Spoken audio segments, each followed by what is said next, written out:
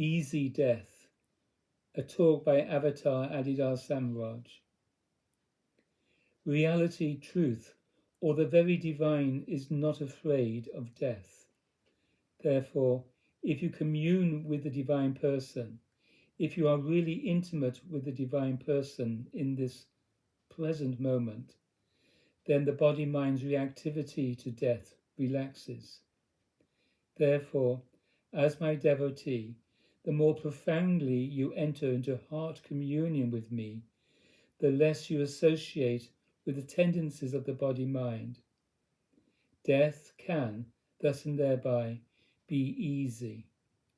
If you are entered into heart communion with me in the process of death, then the body will go through the natural process of death without aberrating your conscious awareness. Death will be natural, easy surrender. There will be no clinging and no fear. Death should be, and in general can be, easy, natural in this sense. But if death is to be thus easy, you must be linked to the divine reality that inherently transcends the body-mind. Otherwise, if you are simply identified with the body-mind and contracting, you are, as a matter of course, going to be beset by fear at the point of dying, and you are going to be beset by many other emotions and reactions that will determine your destiny after death.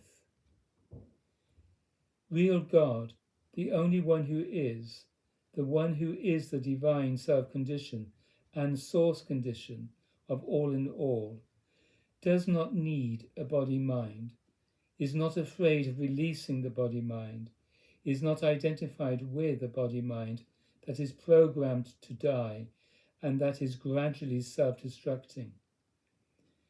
Just as annual plants self-destruct in one cycle of the seasons, so death is built into the body-mind. But the divine self-condition is not afraid of this program. The divine self-condition is completely free of all the implications of this dying. The persona that is constructed upon the basis of identifying with the body-mind, contracting as the body-mind, is not in tune with the divine freedom and purpose. And so this persona is afraid. There is the divine self-condition, and there is the body-mind in all the mechanics of cosmic nature. And then there is the persona, this ego I, which is totally out of sync with both the body-mind and the divine self-condition. You, as the ego I, or persona, are not only out of sync with the divine self-condition, you are also out of sync with the body-mind, because the body-mind does not want to live forever. You want to live forever. The persona wants to live forever.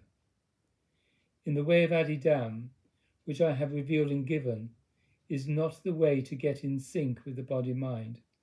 Rather, the way of Adidam is the way to get in sync with the divine being or reality itself. To do so will also cause the persona or the reactive ego to integrate with the body in equanimity, the sattvic condition that expresses heart communion with the divine self-condition. Then you will go through the life cycle in a balanced state, with the reactive ego calmed and the body-mind in a state of equanimity. Fewer and fewer of the characteristics of the reactive ego will appear. Over time, those characteristics will gradually disappear, and the body-mind will go through its inevitable destiny naturally, free of its changes while alive, and free also in the death process, as in going to sleep or in meditation. You will simply be entering into a profound state of communion with the Divine Being. In truth, death is such samadhi. But if you live or die death as the ego, the persona, the I, then you do not feel it to be samadhi. You do not feel that its implications are the same as those of profound meditation and divine samadhi. You feel death is an ending, a loss, a threat. Such a disposition only expresses dissociation from real God.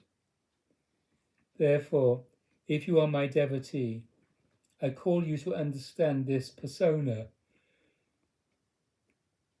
and allow it to relax, such that the body-mind exists in a state of equanimity and live in perpetual heart communion with me, such that my avataric divine characteristics, which are the characteristics of divine samadhi or divine being, become your characteristics.